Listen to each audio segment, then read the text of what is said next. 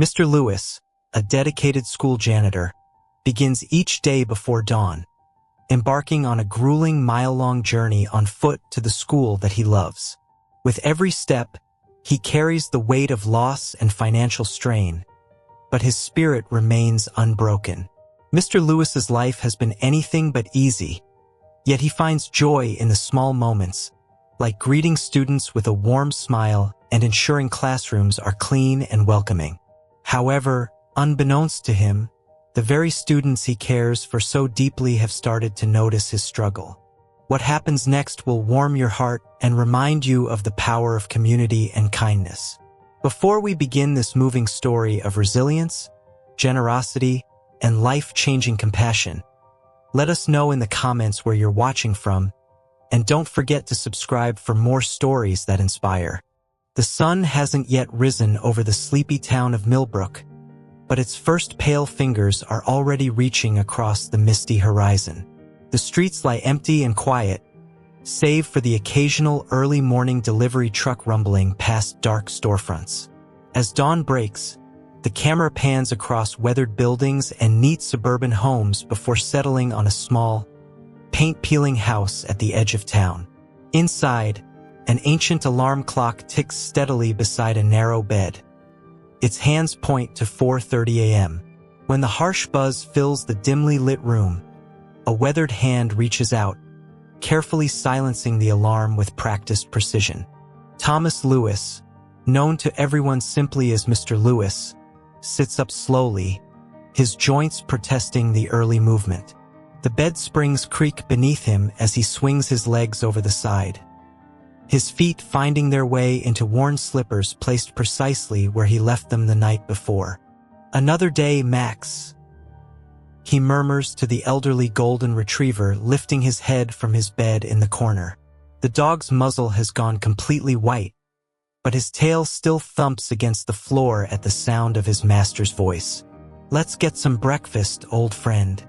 Mr. Lewis shuffles to the small kitchen where the linoleum is peeling at the corners and the cabinets hang slightly crooked.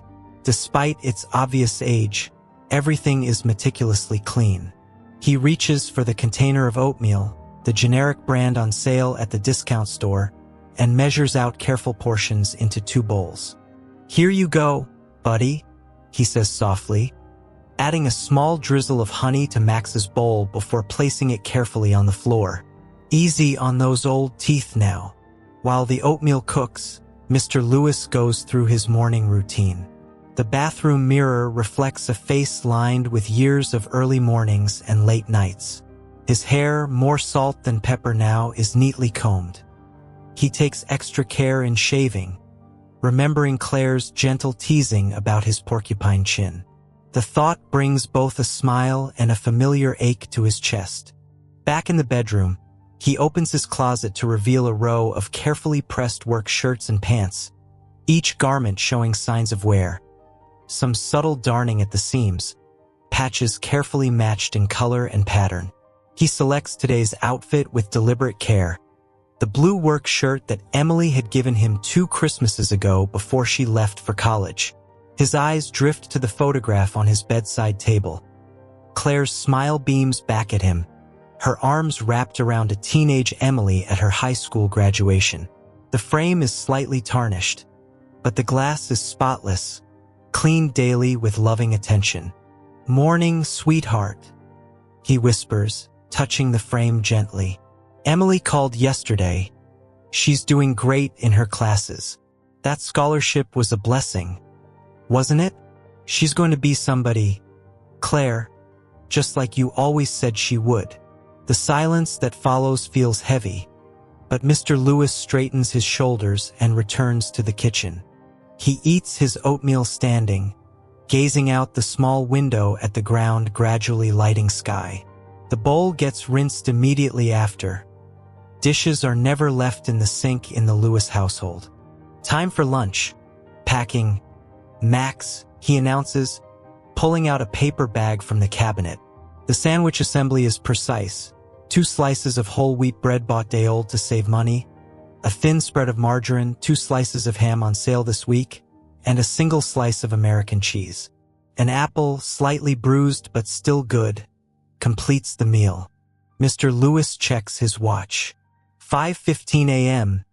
Time to get moving. He slips on his work boots, the soles worn thin and starting to separate at the edges. A little shoe glue had bought them a few more months of life, but he knows they're on their last legs, just like his car, sitting dead in the driveway. A repair bill for $2,300 might as well be $2 million on his salary. "Be good, Max," he says, giving the old dog a gentle pat. "I'll be back tonight." The morning air hits him with a sharp chill as he steps outside, pulling his thin jacket closer around his shoulders. The walk to Millbrook High School is exactly 4.2 miles. He measured it on Google Maps when his car first broke down 3 months ago. Back then, he thought it would be temporary. Now, the route is as familiar as the lines on his palm. The first mile isn't so bad. The sky continues to brighten as he walks, and the morning mist creates beautiful patterns in the early light. He passes Mrs. Henderson's house, where she's already tending to her roses. "Morning, Thomas," she calls out. "Still no luck with the car?" "Working on it, Mrs. Henderson," he replies with a wave, not breaking his stride. He can't afford to stop if he wants to make it to school on time. By mile 2, his knee begins its familiar protest. The doctor had recommended surgery last year, but the cost was out of the question. Instead, Mr. Lewis had memorized the location of every bench and low wall along his route, places to pause when the pain becomes too intense. He passes the bus stop where a handful of early morning workers wait. The Route 17 bus would take him within a mile of the school, but the $4.50 fare each way would add up to nearly $200 a month. Money he needs for Emily's textbooks and Max's medication. "Morning, Mr. Lewis," calls out Jimmy, the newspaper delivery boy, pedaling past on his bike. "Want a ride?" Mr. Lewis chuckles, the sound slightly wheezy from exertion. "Thanks, Jimmy, but I think I'd break that bike of yours in half." The third mile brings him to the industrial district, where the sidewalk gives way to uneven gravel alongside the road. Cars whiz past, their headlights still on in the dawn light. One driver, recognizing him, honks and waves. It's Mr. Patterson, who used to give him rides before moving to the other side of town for his new job. By mile 4, sweat has soaked through his shirt despite the morning chill. His knee throbs with each step, and his breathing comes in controlled, measured pants. He pauses at the corner of Maple and 5th, leaning against a telephone pole to catch his breath. A few cars slow down, drivers perhaps wondering if they should offer help, but he waves them on with a smile. He's got his dignity after all. The school finally comes into view. Mr. Lewis straightens his shirt and wipes his brow before approaching the building. No one needs to see how hard the walk is for him. He has a job to do, and he's going to do it right. The key ring at his hip jingles as he unlocks the main entrance. The empty halls echo with his footsteps as he makes his way to the janitor's office. Really just a converted storage closet, but he's made it his own. A few children's drawings decorate the walls.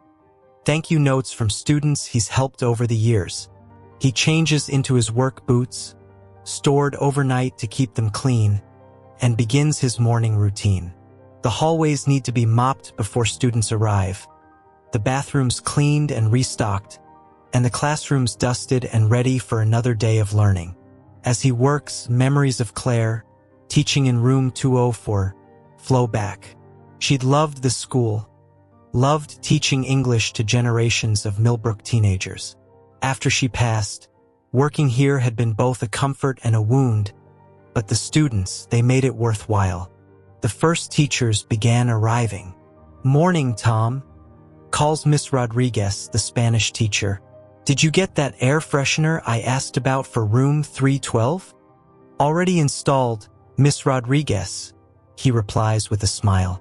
"Let me know if it's not strong enough to combat those chemistry experiments next door."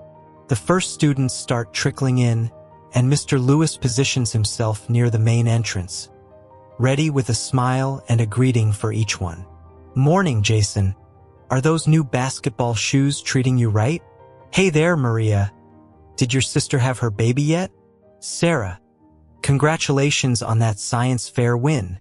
A crash and the sound of books scattering across the floor draw his attention. "I got it. I got it," he calls out, already moving toward the sound. Tommy Chun, a freshman still growing into his long limbs, stands amid a shower of papers and textbooks, his broken backpack strap dangling uselessly. "Don't worry about it, Tommy," Mr. Lewis says, already gathering books.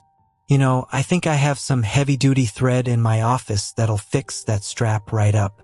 Want to stop by after first period?" "Really? Thanks, Mr. Lewis." Tommy's relief is evident as they collect the last of his papers. The morning continues in its familiar rhythm. Mr. Lewis moves through the halls like a guardian angel in work boots, appearing whenever and wherever he's needed. When little Amy Phillips realizes she's forgotten her lunch money, he quietly slips her a $5 bill. "You can pay me back tomorrow," he says with a wink, knowing she probably won't remember, and that's just fine with him. Later, he's the first to respond when Justin Marshall's locker jams for the third time this week. "These old lockers can be tricky," he says, demonstrating the specific way to lift and turn the handle. "But they've got character, just like the rest of us old-timers around here." During lunch period, he's there with his mop when Jessica spills her chocolate milk, quickly cleaning it up before anyone can make fun of her. "Did I ever tell you about the time I dropped an entire bucket of paint in the gymnasium?" he asks as she fights back tears. Now, that was a mess worth crying about. Between tasks, when he thinks no one is watching, Mr. Lewis sometimes pauses to rub his knee or catch his breath. The morning's walk takes its toll throughout the day, but he never lets it show in his work or his smile. There are floors to be cleaned, lights to be changed, and children who need a kind word or a helping hand. As he works, he occasionally glances at the small photo he keeps in his pocket. Claire and Emily at the beach, their last vacation together before cancer took Claire. The edges are worn smooth from years of handling, but their smiles remain as bright as ever. "You'd be proud of her, Claire," he whispers during a quiet moment. "Our girl is doing so well at college, worth every blister, every aching step." He touches the photo gently before tucking it away. There's work to be done, and Thomas Lewis has never been one to let pain get in the way of duty. The morning passes into afternoon, and Mr. Lewis continues his rounds, a quiet guardian of these hallowed halls. To the casual observer, he's just the school janitor, but to those who know him, he's so much more. A friend, a helper, a listener, a fixed point in an ever-changing world. His worn boots may carry him slowly through his day, but his spirit remains undiminished, his kindness unflagging, even as the long walk home awaits him once again. The autumn sun streamed through the windows of Millbrook High's journalism room, where Sarah Chin sat at her usual spot, absently tapping her pencil against her notebook.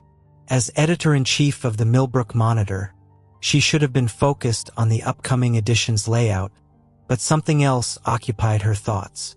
"Earth to Sarah," teased her best friend, Madison, waving a hand in front of her face. "You've been staring at that wall for 10 minutes straight." Sarah blinked, adjusting her wire-rimmed glasses. "Sorry, did you notice something different about Mr. Lewis this morning?" "The janitor?" Madison pulled up a chair. "What do you mean?" "I saw him sweeping the science wing earlier, and he was limping, like really limping." Sarah's brow furrowed as she recalled the scene. "And when he thought no one was looking, he leaned against the wall like he was in pain." Before Madison could respond, their friend Josh dropped his backpack on the table. "Who's in pain?" "Mr. Lewis," Madison explained. "Sarah's worried about him." "Oh yeah, I saw him this morning too, Josh said, pulling out his lunch. He was moving pretty slow, but then again, he's always here super early. Maybe he was just tired. Sarah shook her head. No, this was different. I've been watching him all week. Something's not right. You've been watching the janitor all week? Josh raised an eyebrow. That's not creepy at all. It's called being observant, Sarah shot back. And speaking of observations, have you guys ever wondered how he gets to school? I've never seen him drive. In fact, Madison's eyes widened. I saw him walking along Route 7 last week when Mom and I were driving to the dentist. We were going to offer him a ride, but Mom was running late. Route 7. Sarah pulled up her phone's map app. But that's miles from the school. Their conversation was interrupted by Amy Phillips, a freshman who'd overheard them from the next table. Are you guys talking about Mr. Lewis? She moved closer, lowering her voice. He helped me out last week when I forgot my lunch money. Wouldn't let me pay him back either. That sounds like him, said Carlos Rodriguez, joining the growing group.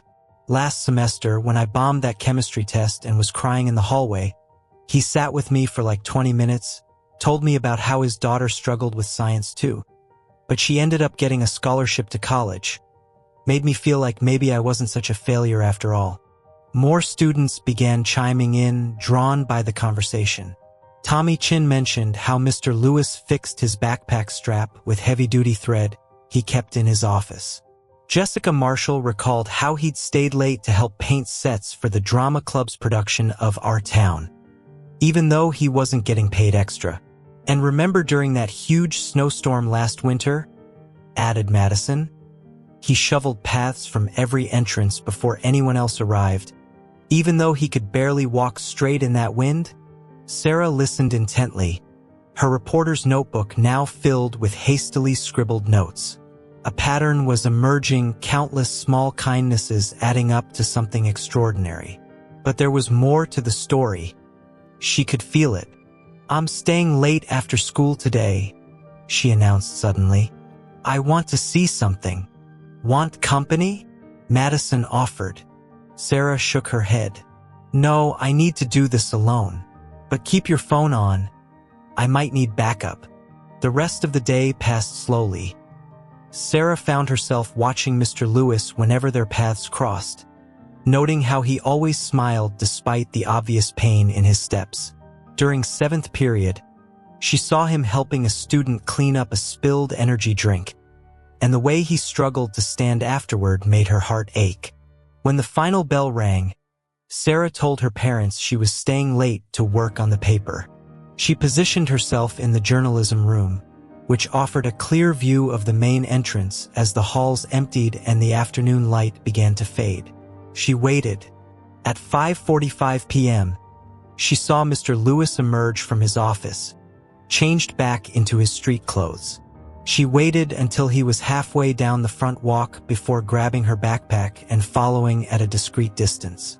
What she witnessed over the hours would change her life forever. Mr. Lewis's journey home took him past empty storefronts and through industrial areas where loose gravel crunched under his feet. Sarah stayed far enough behind to remain unnoticed, but close enough to see how he stopped every few blocks, leaning against whatever support he could find. Telephone poles, fence posts, low walls. This can't be right, she whispered to herself, checking her phone's GPS. They'd already walked over 2 miles, and Mr. Lewis showed no signs of turning toward any residential areas. The sun was setting, casting long shadows across the empty sidewalks. At one point, a city bus passed them. Sarah watched Mr. Lewis reach into his pocket, pull out some change, count it, and slowly put it back. Her throat tightened as she realized what that meant. By mile 3, she had to fight the urge to run up and offer help. Mr. Lewis's limp had grown more pronounced, and his stops became more frequent. Yet each time someone drove past, he straightened up and smiled as if everything was fine. When they finally reached his small house on the outskirts of town, Sarah stood frozen on the corner, tears streaming down her face. Her phone showed they'd walked 4.2 miles, and he did this twice a day, every day. She pulled out her phone with trembling hands and called Madison. "Mad, are you sitting down? Because you're not going to believe what I just saw." 20 minutes later, Sarah burst into Madison's bedroom. He walks 8.4 miles every day, 8.4 miles in worn-out shoes with a bad knee, carrying his lunch and his work clothes. And we never noticed. How did we never notice? Madison sat on her bed, stunned. But why doesn't he have a car? I asked Mr. Patterson, the security guard. He says Mr. Lewis's car broke down months ago, and he can't afford to fix it. The buses don't run to his neighborhood, and ride-sharing would cost too much on a janitor's salary. Sarah paced the room, her words tumbling out faster and faster. And get this, he sends most of his money to his daughter in college. She's there on a scholarship, but textbooks and living expenses add up, and he wants to make sure she has everything she needs. "Oh my God," Madison whispered. "We have to do something." "Already on it." Sarah pulled out her laptop. "I started a group chat with everyone from lunch today. We need to meet tomorrow morning before school. This is bigger than just us. We need everyone involved." The next morning, 20 students crowded into the journalism room at 7:15 a.m. Sarah stood at the front, her exhaustion evident, but her eyes bright with determination. "Okay, everyone's here. Thanks for coming so early." She took a deep breath. "What I'm about to tell you might be hard to hear, but we need to listen, and then we need to act." For the next 15 minutes, Sarah described everything she'd witnessed. The room grew quieter and quieter as she spoke until you could hear a pin drop. When she finished, there was a long moment of silence. Finally, Carlos spoke up. "My dad's a mechanic. Maybe he could look at Mr. Lewis's car." "That's a start," Sarah nodded. "But from what I've heard, the repairs would cost thousands, and even if we fixed it, there's gas, insurance, maintenance, you know?" "What about a fundraiser?" suggested Amy. "We could do a car wash or something." Jessica shook her head. "A car wash might raise a few hundred, but we need way more than that. We need something bigger." "Social media," Josh said suddenly. Everyone turned to look at him. "No, seriously. Remember that video about the guy who gave his mom a car? It went viral, raised like $50,000 in 3 days. "That could actually work," Madison said slowly. "We all have stories about Mr. Lewis. If we share them, maybe other people will too. And not just current students," Sarah added, getting excited. "Alumni, parents, teachers. Everyone who's ever been helped by Mr. Lewis. We could start a hashtag. Maybe hashtag Miles for Mr. Lewis or something like that." The room buzzed with energy as ideas flew back and forth. Amy offered to make TikTok videos. Carlos said his cousin worked at the local news. Madison's mom was friends with several parent-teacher organization leaders. But then Tommy voiced what everyone was secretly worried about. What if we fail? What if we can't raise enough money? Or what if people don't take us seriously because we're just kids? The room fell silent again. Sarah looked around at her friends' uncertain faces and stood up straighter. "Then we fail trying," she said firmly. "But we have to try because right now Mr. Lewis is probably already halfway through his morning walk. Probably in pain, probably worried about paying for his daughter's textbooks or his dog's medication or fixing his car. And he's never complained, never asked for help, never stopped being kind to every single person in this school." She looked each person in the eye as she continued. "We've all been helped by Mr. Lewis at some point. Now it's our turn to help him. Maybe we'll fail. Maybe people won't take us seriously. But maybe, just maybe, we can make a difference in the life of someone who's made a difference in all of ours." The room erupted in determined chatter. Josh started creating social media accounts. Madison began drafting emails to parent groups. Amy and her friends huddled around a phone planning their first video. Sarah watched it all with a mixture of hope and anxiety. She pulled out her phone and opened Instagram, starting a new post. After a moment's thought, she wrote, "Every morning, a hero walks 4.2 miles to Millbrook High School. Every afternoon, he walks 4.2 miles home. He does this in summer heat and winter snow. He does this with a bad knee and worn-out shoes. He does this without complaint, without asking for help, without letting it stop him from being the kindest person many of us have ever met. His name is Mr. Lewis, and this is his story. Hashtag Miles for Mr. Lewis." She attached a photo she'd taken earlier that week of Mr. Lewis helping a freshman with his locker, both of them laughing at some shared joke. Her finger hovered over the post button for a moment before pressing it decisively. Within hours, the post had been shared hundreds of times. Former students began commenting with their own Mr. Lewis stories. Teachers shared it with their networks. Local community groups picked it up and spread it further. By lunchtime, Sarah's phone was buzzing constantly with notifications. The local news station had called, asking for an interview. The principal had asked to meet with her after school. Even some local businesses had reached out, offering to help. But what touched her most was watching her fellow students in action. Between classes, she saw them stopping to really look at Mr. Lewis, to thank him, to offer help. He gently declined. She saw them noticing things they might have overlooked before. How he limped more in the afternoons, how he saved half his lunch for dinner, how he never stopped smiling despite it all. After school, Sarah sat in the journalism room updating the fundraising page they created. The initial goal had been modest, $5,000 for car repairs. But as she read through the growing list of comments and contributions, she began to dream bigger. Maybe, she whispered to herself, maybe we can do more than just fix his car. Maybe we can make sure he never has to make that walk again. She looked out the window where the afternoon sun painted the school grounds in warm golden light. Somewhere out there, Mr. Lewis was beginning his long walk home, unaware that his life was about to change. Unaware that his years of quiet kindness had planted seeds that were finally beginning to bloom. Sarah turned back to her computer and began to write, her fingers flying over the keyboard as she crafted the story that would appear in next week's Millbrook Monitor. The headline was already clear in her mind. The Man Who Walked Miles. How One Person's Kindness Inspired a Community.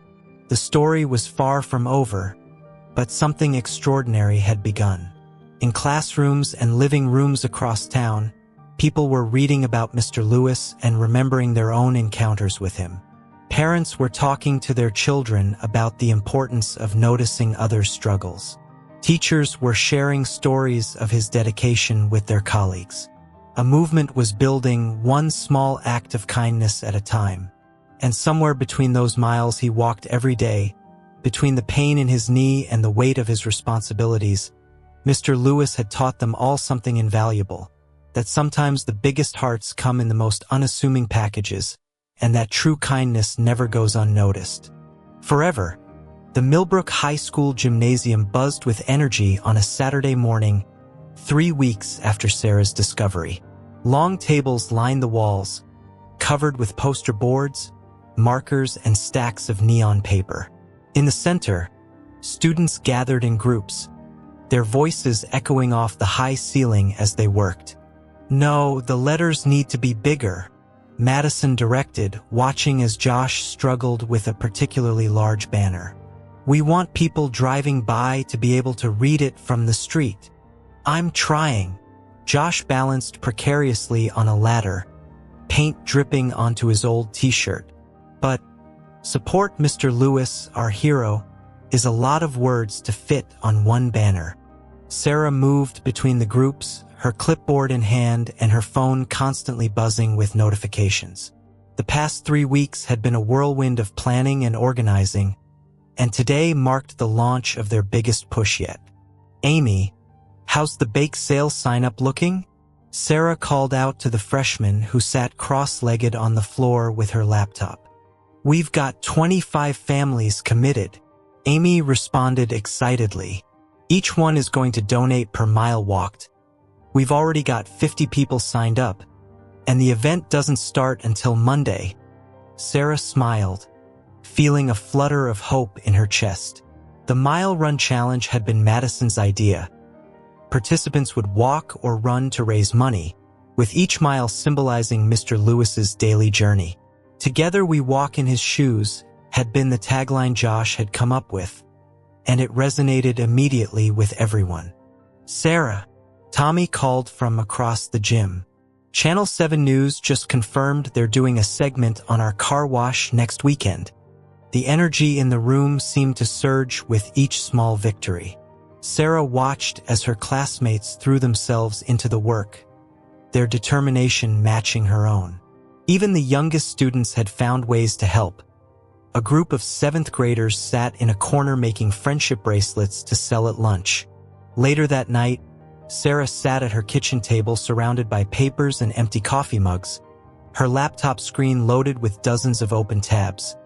The fundraising page, social media accounts, email chains, and spreadsheets tracking every dollar raised. "Honey," her mother called softly from the doorway. "It's almost midnight. Just 5 more minutes, Mom," Sarah replied, not looking up from her screen. "I need to update the donation page with today's stories." Her mother walked over, placing a gentle hand on her shoulder. "Let me see what you're writing." Sarah scrolled through the latest updates. Today, Mrs. Henderson, class of 1982, shared how Mr. Lewis helped her son through a difficult time in 2005. "My Bobby was being bullied, and Mr. Lewis noticed. He gave Bobby a job helping him after school, which not only kept him safe, but taught him the value of hard work. Bobby's now a teacher himself, inspired by Mr. Lewis's kindness." Maria Delgado, current senior, remembers when my little sister was scared on her first day of school. Mr. Lewis made her a special hall monitor badge out of cardboard and glitter. She wore it proudly all year. That's just who he is, always thinking of ways to make others feel special. "Look at these donations coming in." Sarah pointed to the screen. $5 from a student's allowance, $20 from a retired teacher, $100 from a local business. They're not huge amounts, but they're adding up. Her mother squeezed her shoulder. "You're doing something remarkable, sweetie, but you need to rest too." "I know, Mom. It's just, every morning, I still see him making that walk, and until we fix this, I can't really rest." The next few days saw an explosion of activity throughout Millbrook. The Mile Run Challenge kicked off with a bang.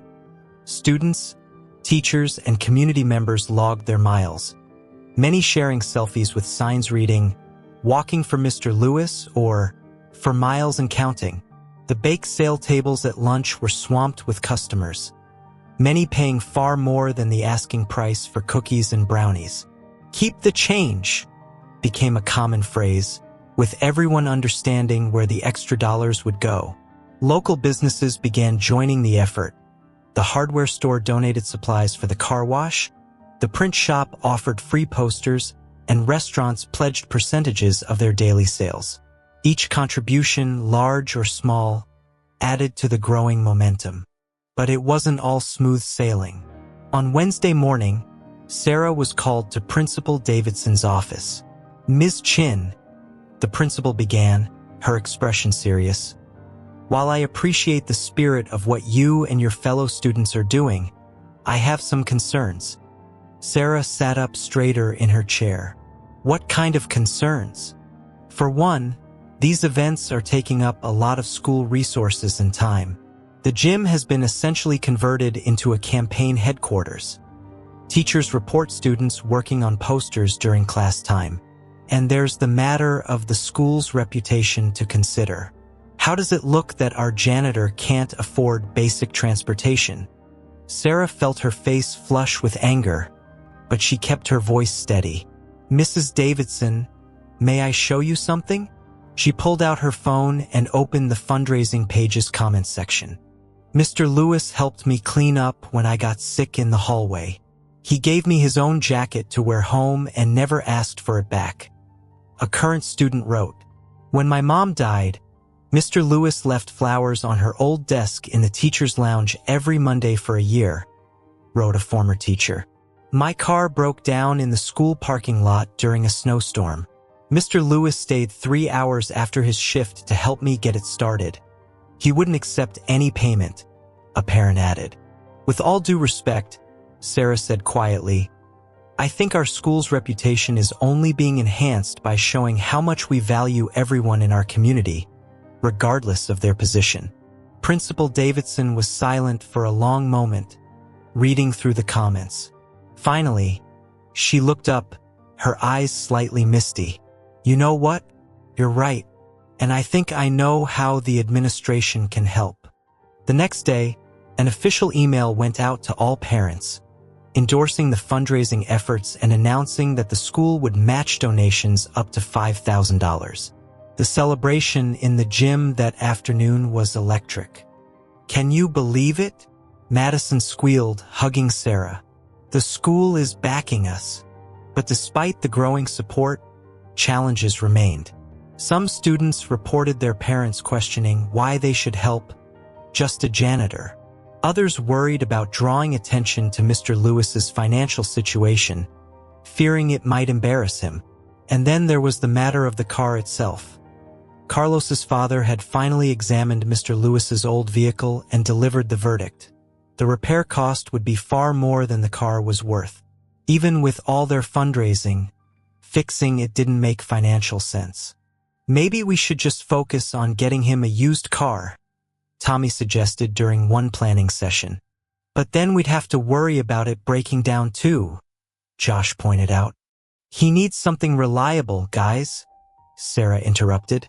Staring at her laptop screen, she added, "We have a bigger problem.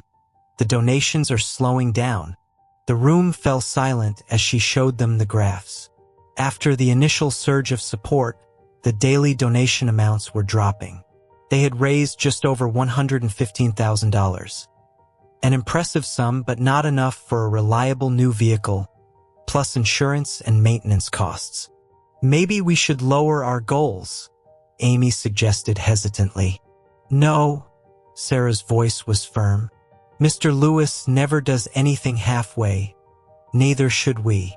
That night, Sarah sat alone in her room, scrolling through the fundraising page for the 100th time.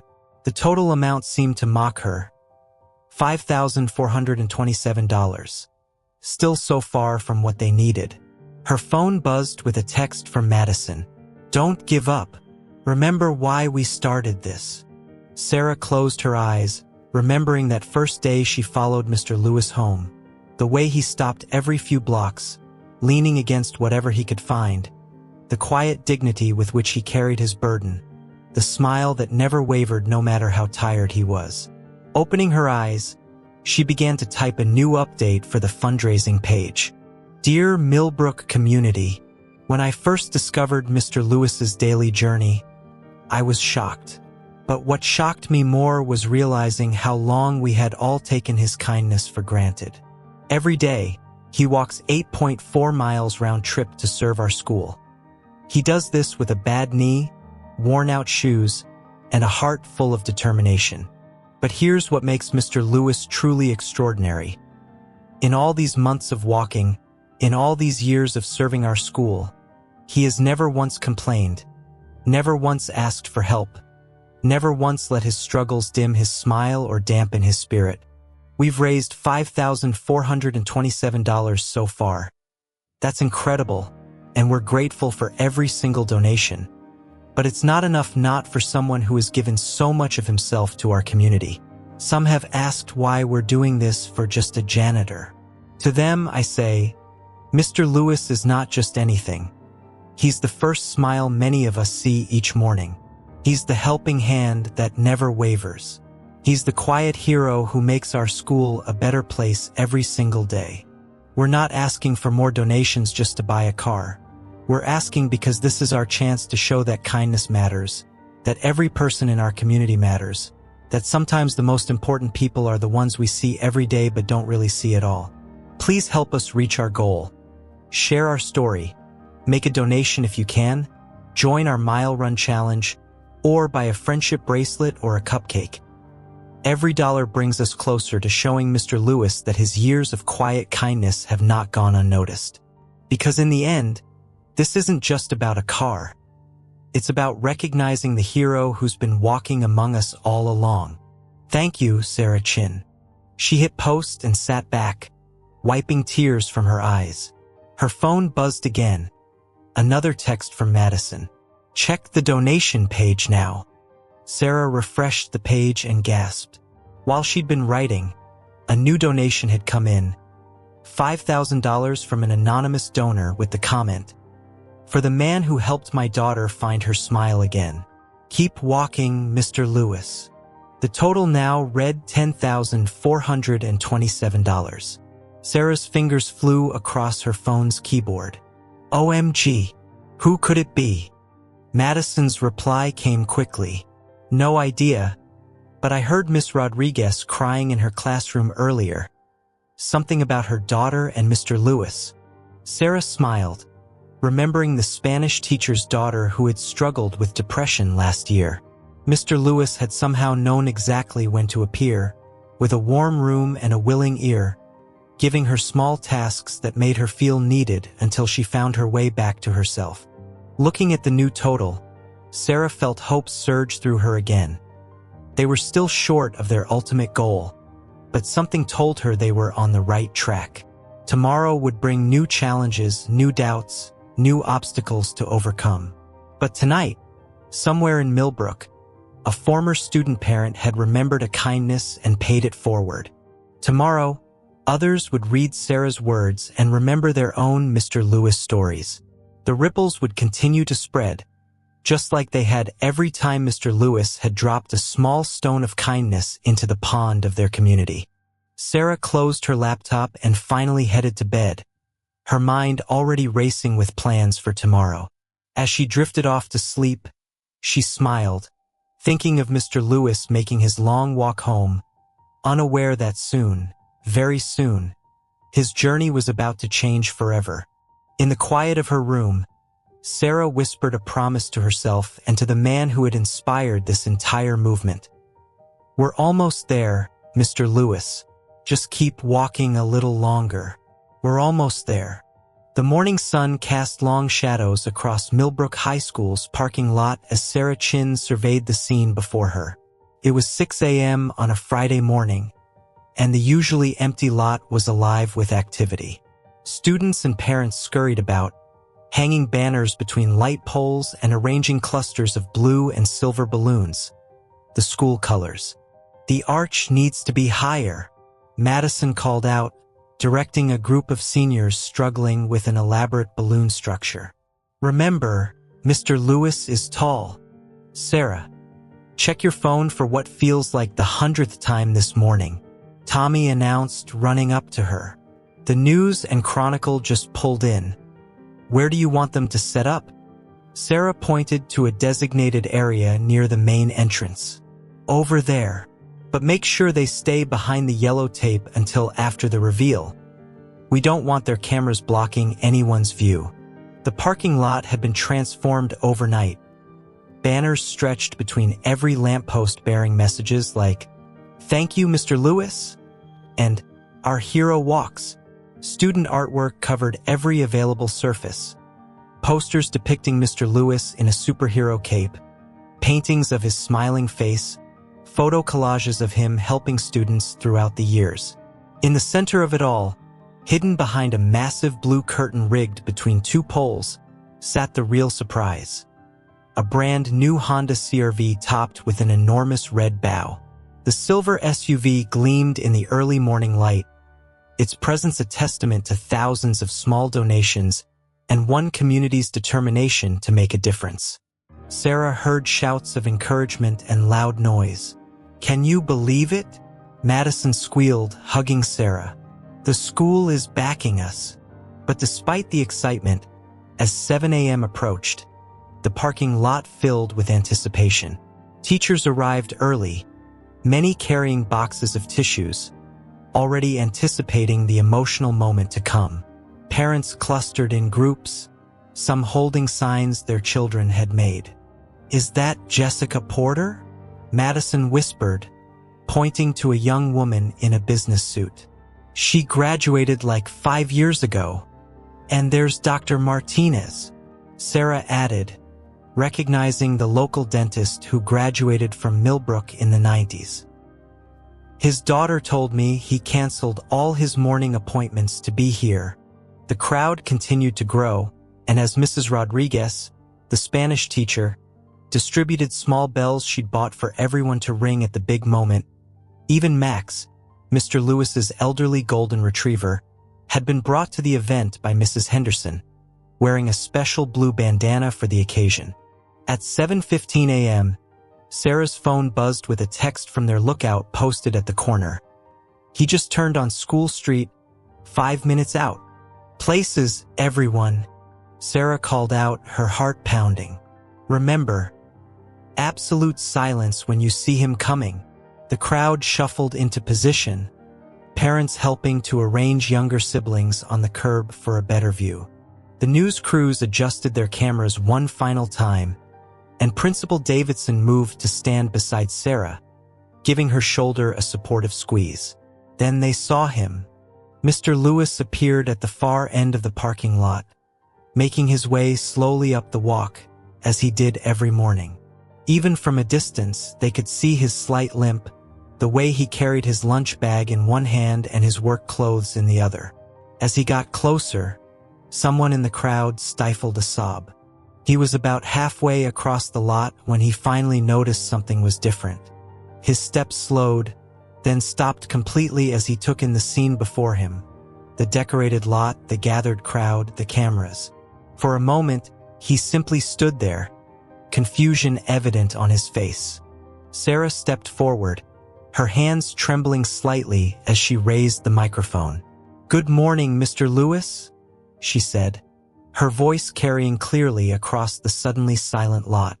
"We hope you don't mind, but we've been paying attention to you these past few weeks. Actually, we've been paying attention for much longer than that. We just didn't realize it until recently." Mr. Lewis remained frozen in place, his eyes wide as he scanned the faces in the crowd. "You see," Sarah continued, her voice growing stronger, "we noticed how you help Tommy with his locker every morning and how you always spare change when someone forgets their lunch money. We noticed how you stay late for school events without being asked and how you know everyone's name and story." She took a step closer to him. "But what we didn't notice, what we should have noticed, was your daily journey. 4.2 miles to school, 4.2 miles home every day, through sun and rain and snow. We didn't notice your limp getting worse or how you had to stop and rest but tried to hide it from us. We didn't notice that while you were taking care of everyone else, no one was taking care of you." Tears were now streaming down Mr. Lewis's face, but he stood straight and tall, clutching his lunch bag like an anchor. "So we decided to do something about it," Sarah said, fighting to keep her own voice steady. "We started sharing stories about you. All the times you've helped us, supported us, and shown us kindness when we needed it most. And you know what happened? The stories just kept coming from current students, from graduates, from teachers and parents and community members. Hundreds of stories about hundreds of moments when you made a difference in someone's life." She gestured to the crowd. "Look around, Mr. Lewis. Every person here has a story about you. Every person here wanted to be part of this moment because today we get to show you what you've shown us every day. That kindness matters, that every person matters, that sometimes the biggest heroes are the ones who quietly help others without expecting anything in return." Sarah paused, taking a deep breath. "Over the past month, more than 2,000 people donated to our campaign. Children brought in their allowance. Teachers contributed from their salaries. Local businesses offered their support. Former students sent money from across the country. all because they wanted to thank you, to help you, to show you that your years of kindness haven't gone unnoticed. At her signal, Josh and Tommy pulled the ropes, and the curtain dropped to reveal the gleaming new SUV. The crowd erupted in cheers and applause. The small bells Mrs. Rodriguez had distributed created a joyful chorus. The band struck up the school fight song, and Max barked excitedly, his tail wagging furiously. Mr. Lewis staggered slightly, and Principal Davidson quickly moved to support him. His lunch bag dropped, forgotten to the ground, as he stared at the vehicle in disbelief. "It's yours," Sarah said softly, holding out the keys. "Fully paid for, insurance for the first year, too." The dealership even threw in a lifetime of free oil changes after they heard your story. Mr. Lewis's hands shook as he took the keys, tears falling freely down his face. He turned in a slow circle, taking in the hundreds of smiling faces surrounding him. Former students waved from the crowd. Current students held up their handmade signs, and the crowd erupted into cheers once again. Sarah's heart swelled with joy as she saw Mr. Lewis speak into the microphone she offered him, his voice cracking as he began, I don't know what to say. I'm not used to being the center of attention. Usually, I'm the one in the background just trying to do my job, trying to help where I can." He paused, gathering his thoughts. "When I lost Claire, my wife, 5 years ago, I thought I'd lost everything. Emily was about to start college, and I didn't know how I'd manage without Claire's teacher salary. But this school, this community, you gave me purpose when I needed it most." Mr. Lewis looked down at the keys in his hand, then back at the crowd. "Every morning, I walked to school thinking about Claire. She loved this place so much. Loved teaching, loved the students, loved our little community. And every morning, I try to honor her memory by continuing what she started, caring for the school and everyone in it." His voice grew stronger as he spoke. "The walk, it's never been a burden. Yes, it's long, and yes, sometimes it hurts, but each step reminds me that I'm still here, still able to help, still able to make a difference in small ways. And now," he gestured to the SUV, shaking his head in amazement, "this is too much, far too much. But looking at all of you here today, I realize something important. You've given me more than just a car. You've shown me that every small act of kindness matters, that every person matters, and that sometimes the help we give comes back to us in ways we never expected." Mr. Lewis turned to Sarah, his eyes filled with gratitude. "When did you notice me, Sarah? When did you first see me?" 3 weeks ago, she admitted. "I saw you limping in the hallway, and I started paying attention, really paying attention." He nodded slowly. "You know what Claire used to say? She said that sometimes angels come disguised as observant teenagers with big hearts." He smiled through his tears. "I think she was right." Looking back at the crowd, Mr. Lewis straightened his shoulders. "I promise you this. I'll use this beautiful gift to help others. Maybe to pick up some students who need a ride on rainy days. Maybe to deliver supplies to families who can't afford them. Maybe just to be there for someone who needs support, the way you've all been there for me today." His voice grew thick with emotion. "Because that's what this community does. We notice each other, we help each other, we lift each other up. And if my daily walks have taught you anything, let it be this. Every journey is easier when we walk it together." The crowd erupted in applause again, and this time, students broke ranks to surge forward, surrounding Mr. Lewis in a massive group hug. Max bounded forward, barking joyfully and weaving between legs to reach his master. The band played, bells rang, and camera flashes lit up the morning air. Sarah stood back, watching as Mr. Lewis was embraced by the community he had served so faithfully. She saw him greeting former students, hugging teachers, and accepting congratulations from parents. his eyes shining with joy and gratitude, but also with something else. A quiet dignity that no amount of walking had ever diminished. Principal Davidson appeared at Sarah's side. "You did good, Miss Chin. Really good." Sarah wiped her eyes, smiling as she watched Mr. Lewis being helped into the driver's seat of his new SUV. Max jumping expertly into the passenger side despite his age. "We all did good. We just needed someone to notice first." As the morning sun climbed higher in the sky, casting its warm light over the celebration, Sarah thought about all the miles Mr. Lewis had walked. Each step had been a choice to keep going, to keep helping, to keep believing in the power of small kindnesses. Today, those miles had ended, but the journey they represented, the journey of compassion, of community, of quiet heroism, would continue. And thanks to one observant student and thousands of grateful hearts, it would continue on 4 wheels instead of 2 tired feet.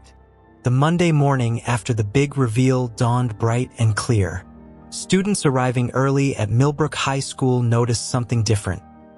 Mr. Lewis's new SUV already parked in its designated spot, gleaming in the morning sun.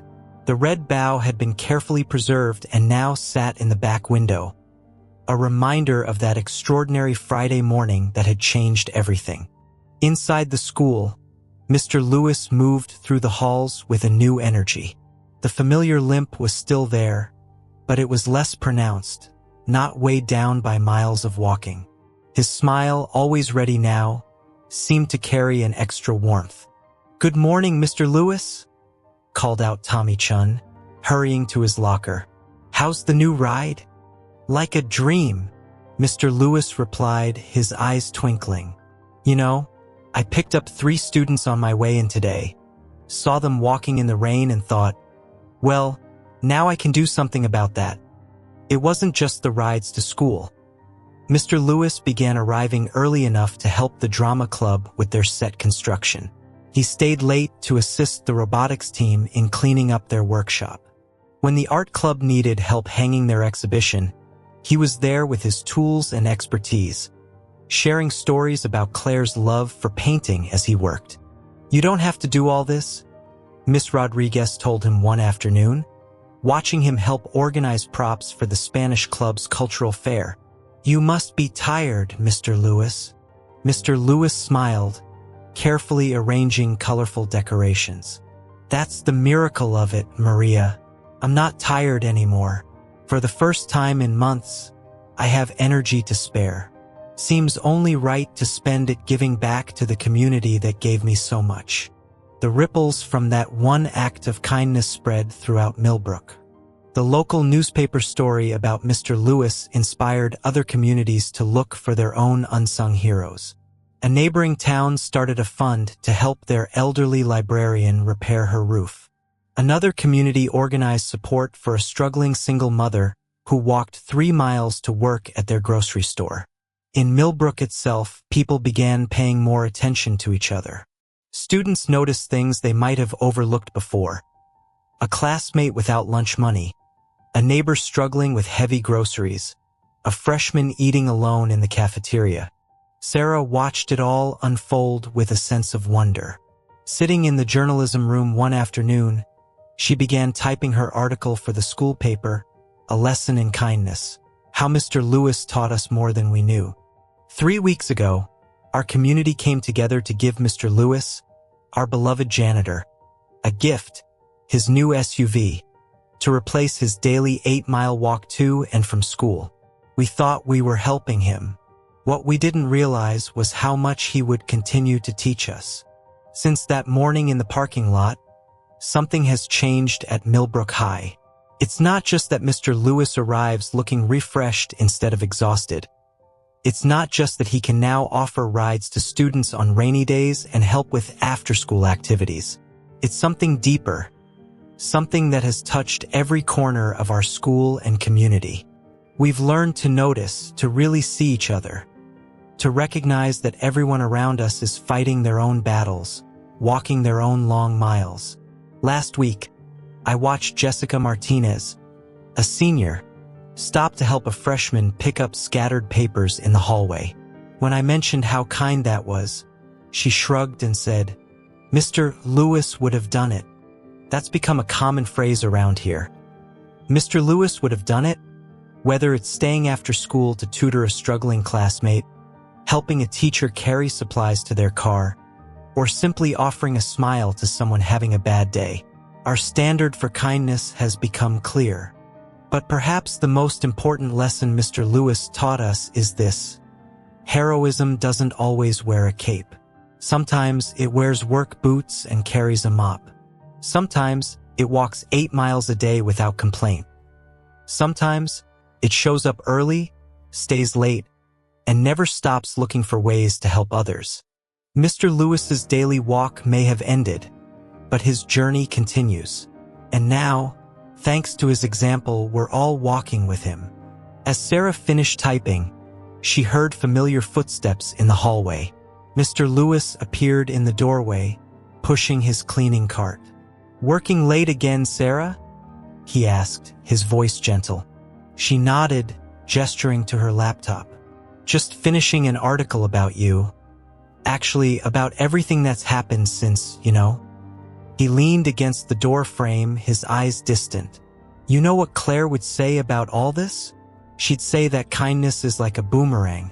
It always comes back to you, usually when you least expect it and most need it." Sarah smiled as she watched Mr. Lewis move through the halls, enjoying his renewed sense of purpose and connection with the students. The weeks turned into months, and the changes at Millbrook High became permanent fixtures of school life. The student council started a random acts of kindness program inspired by Mr. Lewis's example. Teachers noticed increased volunteering for community service projects, and even the cafeteria seemed different. Fewer students eating alone, more mixing between social groups. One quiet evening, 6 months after the big reveal, Mr. Lewis sat in his SUV in the school parking lot after a long day. The sun was setting, painting the sky in shades of orange and pink that reminded him of Claire's favorite sweater. He looked at the empty passenger seat, remembering all the time she'd sat there during their years together. "We did it, sweetheart," he whispered, running his hand along the pristine dashboard. "Can you believe it? All those miles we walked together in spirit, and now look." He started the engine, listening to its quiet purr as he pulled out of the parking lot. He saw students still lingering on the front steps. They waved enthusiastically, and he honked in response, the sound echoing across the quiet campus. 15 years later, Sarah Martinez straightened her teacher's badge and looked out over the Millbrook High School parking lot. It looked different now. New paint, updated landscaping, more spaces for the growing student population. But some things remained the same, like the spirit of kindness that had taken root here years ago. "And that's where it happened," she told her homeroom class, pointing to the spot where a new SUV had once sat with a giant red bow. "Right there is where our community proved that when we notice each other's struggles and work together, we can make real change happen." Her students listened intently, some taking notes, others simply absorbing the story. They'd all seen the plaque by the school entrance, the one that read, "To the man who walked miles for us, and whose journey taught us the value of compassion."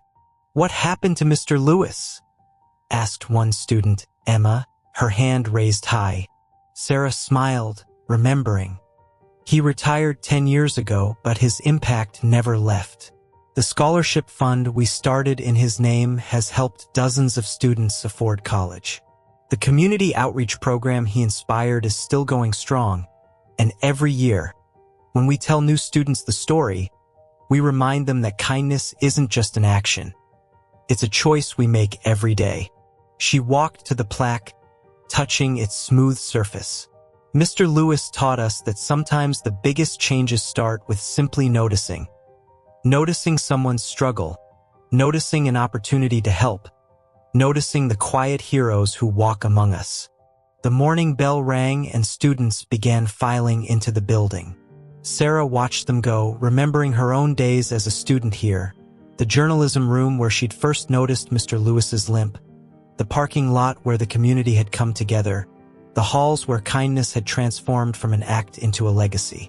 A car horn honked, and Sarah looked up to see an elderly but still spry Mr. Lewis pulling into the lot in his second SUV. The community had insisted on replacing the first one when it finally wore out. He still volunteered at school events occasionally, his presence a living reminder of the lesson he taught them all. "Good morning, Mr. Lewis," her students called out, and he waved back, his smile as warm as ever. Sarah watched as he made his way into the building, no longer limping, but moving with a dignified pace of age.